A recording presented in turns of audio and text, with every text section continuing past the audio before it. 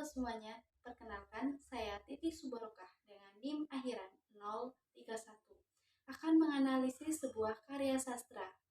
Karya sastra yang akan saya analisis yaitu karya dari Gusmus atau sering dikenal dengan Kiai Haji Ahmad Mustafa Basri.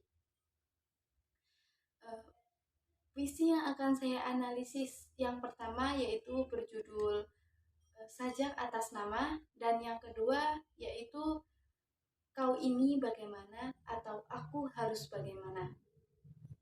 Nah, Kiai Haji Ahmad Mustafa Bisri ini lahir pada 10 Agustus 1944 di Rembang. Selain sebagai kiai, ia juga dikenal sebagai seorang humanis oleh masyarakat, serta rajin menulis puisi, cerpen, novel, dan menekuni dunia seni lukis.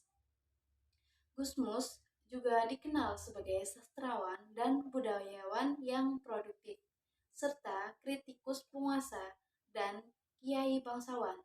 Sebagai seorang penyair, kritik ini tidak diungkap secara tegas, tapi tersembunyi dalam puisi-puisinya.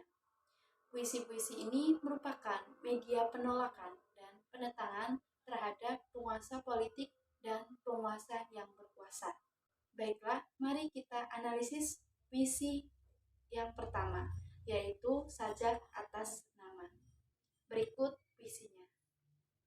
Sajak atas nama. Ada yang atas nama Tuhan melecehkan Tuhan. Ada yang atas nama negara merampok negara. Ada yang atas nama rakyat menindas rakyat. Ada yang atas nama kemanusiaan memangsa manusia. Ada yang atas nama keadilan meruntuhkan keadilan. Ada yang atas nama persatuan merusak persatuan. Ada yang atas nama perdamaian mengusik kedamaian. Ada yang atas nama kemerdekaan masuk kemerdekaan. Maka atas nama apa saja atau siapa saja, kirimlah laknat kalian. Atas namaku perangilah mereka dengan kasih sayang. Rembang, Agustus 1997. Nah, teman-teman, pada bait pertama puisi ini memiliki keterpaduan bunyi konsonan atau aliterasi bunyi N pada kata Tuhan, pelecehan, dan kemanusiaan. Selain itu juga terdapat kombinasi vokal atau asonansi bunyi A pada kata ada, atas nama, negara, bangsa, dan manusia.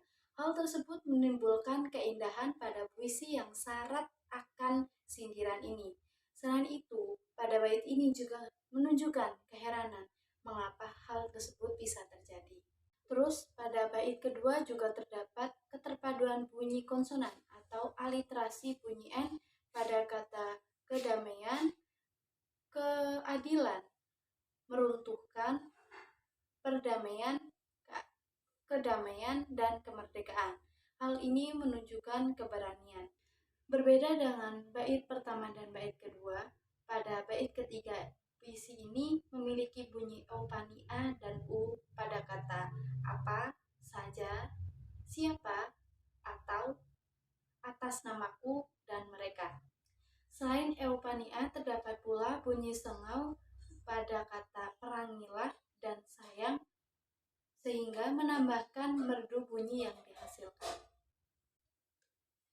Nah, teman-teman, puisi Sajak Atas Nama ini memiliki makna bahwa ada beberapa orang yang atas nama apa saja mengirim laknat, perintah, atau sabda ke orang lain. Lebih jelasnya, pada bait pertama puisi ini yaitu di tempat yang penuh kekacauan ini banyak orang-orang yang merampok negara atas nama negara, seperti koruptor, perampok, dan lain sebagainya. Di tempat yang penuh kekacauan ini, wakil rakyat atau pejabat pemerintah melakukan kejahatan dengan menindas rakyat yang tak berdaya. Bahkan mereka, para pejabat ini, juga sering membuat kebijakan yang memangsa rasa manusia rakyatnya. Selanjutnya, bait kedua mengartikan bahwa tak jarang manusia melakukan kerusakan atas nama persatuan, hingga para rakyat terasa terusik oleh kebijakan wakil rakyat yang tak benar-benar pro atau setuju terhadap rakyat. Bahkan kebijakan mereka membuat rasa bebas atau kemerdekaan rakyat begitu terpasung atau terkekang.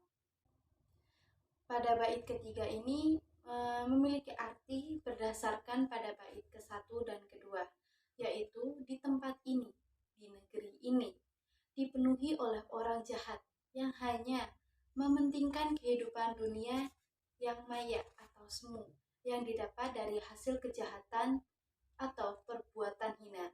Maka pada hakikatnya kita sebagai umat manusia harus meyakini akan adanya Tuhan hingga kita membalas keburukan dengan kebaikan. Teman-teman, pada hakikatnya dunia dan kehidupan ini banyak orang mengatasnamakan siapa saja dan apa saja, mengirim banyak laknat atau perintah yang merugikan sesama.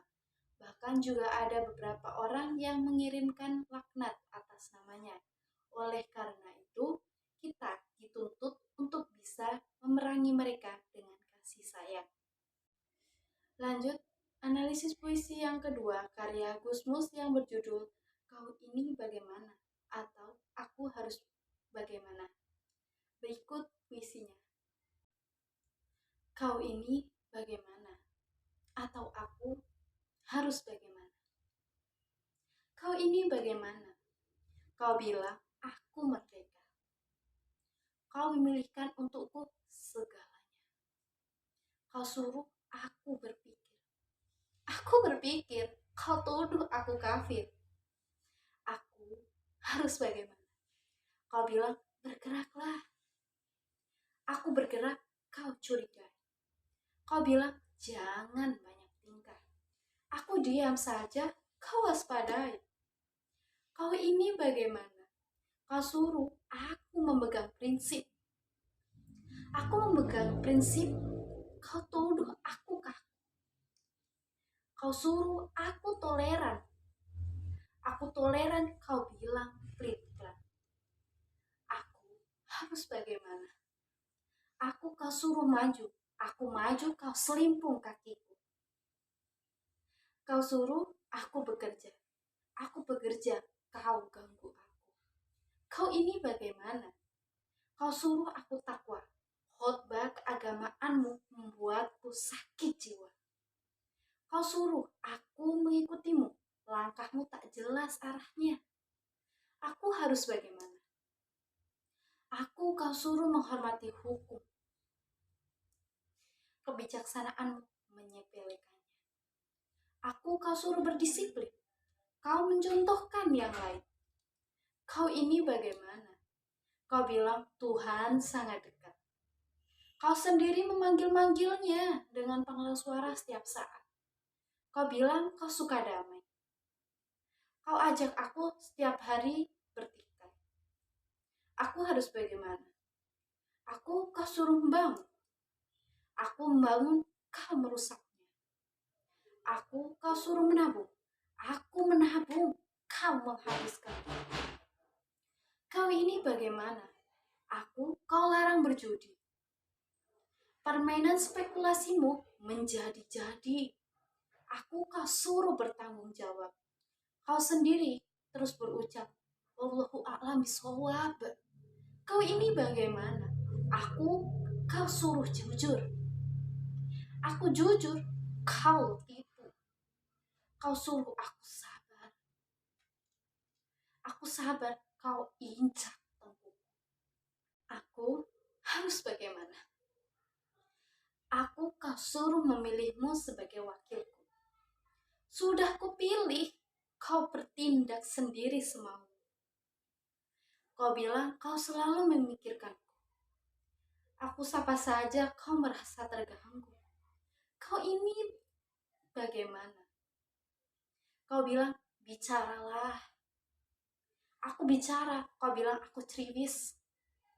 Kau bilang jangan banyak bicara. Aku bungkam, kau tuduh aku abatis.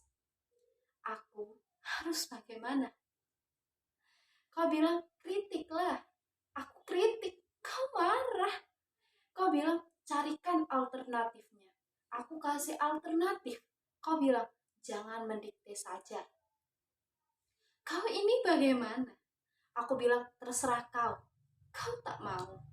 Aku bilang terserah kita. Kau tak suka. Aku bilang terserah aku. Kau memakiku.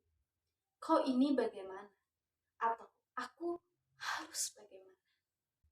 Nah, teman-teman, pokok bahasan dari puisi ini yang pertama yaitu kebebasan berpikir yang dibatasi oleh tuduhan kafir. Kedua, gerakan yang selalu dicurigai dan selalu diwaspadai. Ketiga, ketaatan pada toleransi dan prinsip yang dibatasi dengan berbagai tuduhan. Keempat, berbicara tentang maju dan ketika sudah dilakukan, kita diganggu dan dibatasi. Kelima, membahas mengenai perintah yang menyuruh untuk mengikutinya, namun tidak jelas kemana arahnya. Keenam, mengabaikan hukum yang sudah jelas aturannya. Ketujuh, membahas konflik yang membatasi perdamaian. Kedelapan, membahas pembangunan yang belum selesai dan selalu dirusaknya. Kesembilan, tentang menggarap sawah namun selalu dirusak dan dibangun dengan rumah. Dan ketika sudah dibangun rumah, mereka meratakannya. Kesepuluh, membahas mengenai tanggung jawab yang dibatasi oleh kata-kata wallahu a'lam bishawab. Baik ke-11 atau yang ke-11 yaitu membahas semacam kejujuran dan kesabaran yang selalu diinjak-injak. Ke-12 membahas protes terhadap wakil rakyat yang tidak menepati janji. Ke-13 membahas kebebasan berbicara yang dibatasi oleh tuntutan dan tuduhan. Ke-14 membahas mengenai orang yang tidak mau menerima kritikan. Ke-15 membahas tentang tujuan yang belum tercapai dan keegoisan yang terjadi. Dan yang terakhir yaitu ke-16 membahas masalah yang belum dapat diselesaikan. Nah, teman-teman, gagasan atau pemikiran utama yang dikembangkan melalui puisi tadi dapat ditemukan di setiap bait dan keseluruhan puisi. Dalam puisi kau ini bagaimana atau aku harus bagaimana. Pokok bahasan Kiai Haji Mustafa Basri adalah protes rakyat terhadap pemimpin. Pemimpin yang dimaksud di sini adalah wakil rakyat atau DPR, Dewan Perwakilan Rakyat, dalam konstitusi negara kita. Pokok bahasan ini ditekankan dalam salah satu baitnya, yaitu aku harus bagaimana. Aku, kau suruh memilihmu sebagai wakil. Sudah kupilih, kau bertindak sendiri semau. Kau bilang kau selalu memikirkanku. Aku sapa saja, kau merasa terganggu. Nah, dalam puisi tersebut, Gusmus juga mempertanyakan masalah-masalah yang terjadi, seperti masalah sosial, budaya, hukum, dan agama yang ada di masyarakat. Dalam pandangannya, kebebasan dalam arti kemerdekaan masih saja terjajah di berbagai bidang, seperti bidang kekuasaan, hukum, ekonomi, budaya, dan agama. Banyak orang yang merasa kehilangan haknya sebagai warga negara. Misalnya, kebebasan berbicara yang dibatasi oleh undang-undang dan peraturan untuk kepentingan kelompok-kelompok tertentu, sehingga kehilangan kepercayaan terhadap pemimpinnya. Banyak orang yang memenuhi kewajiban sosial dan hukum mereka karena di bawah kondisi tertekan dan kewajiban untuk mengikuti sistem yang berjalan. Demikian analisis yang bisa saya sampaikan, kurang lebihnya mohon maaf. Wassalamualaikum warahmatullahi wabarakatuh.